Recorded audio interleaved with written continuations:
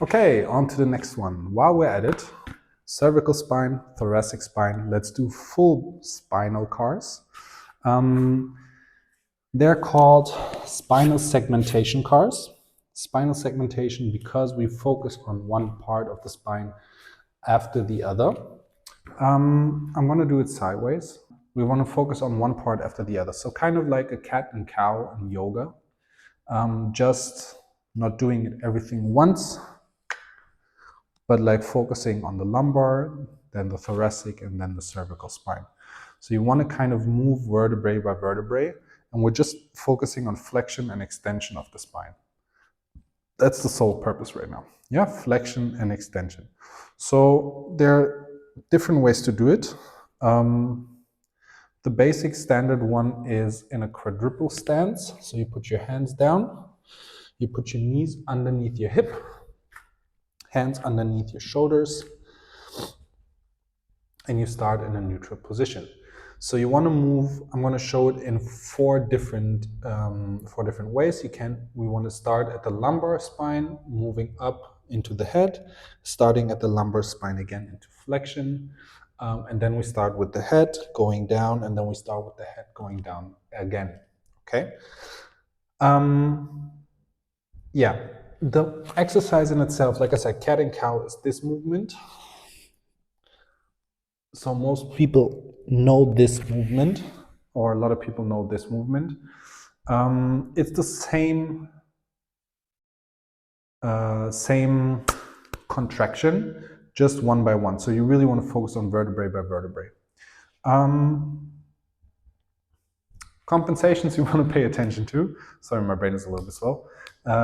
Sometimes compensations you want to pay attention to are definitely your shoulder blades. So when you're standing here, it's not about dropping my shoulder blades and retracting my shoulder blades here just to extend my rib cage. It's just about this movement. Also, I don't want to move back into the front in order to move my hip. So my knees stay underneath my hips, and then I'm moving up and down. Something else, or you don't, yeah, basically any shoulder blade movement, try to avoid those. It will happen naturally if you're new to the movement, that's fine. Also try not to bend your arms stay straight. Cool, let's do it. So we start with lumbar spine to cervical spine. So you want to tuck your pelvis in while maintaining the integrity of the rest of the spine. So as you see, I'm just working from my lumbar spine here, tucking this in, squeezing, and keep it squeezed in now while I'm moving up vertebrae by vertebrae. I'm just checking myself in the mirror all the time. Vertebrae by vertebrae until I'm here in full spinal flexion. And now do I do the same, just extending my spine, starting from my lumbar,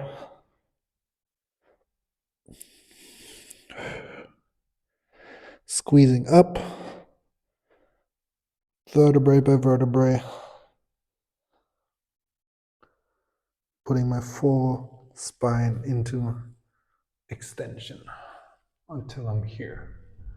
And now we start from the head. So same movements, you go down here, and then squeeze into your thoracic spine, into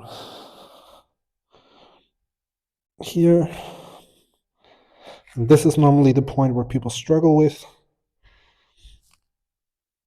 And then you go down here.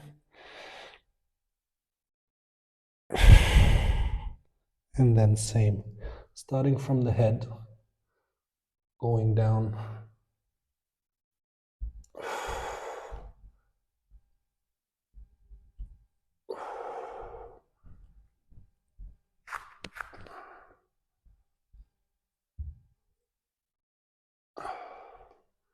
Into here. Good. Oof. So you saw also me wiggling a little bit and adjusting small things from time to time. It's okay. The exercise don't need to be perfect. It's constant training. It's a lot of body awareness, especially the muscles around the spine are the muscles which are very, very small, and we barely use them consciously. So this might be a little bit tricky in the beginning, but that's also part of the training. Yeah, controlled, slow, conscious. Yeah, controlled, slow, conscious, really important. And also, it doesn't need to be the biggest movements. It needs to be the right movements, the right engagement of the muscles.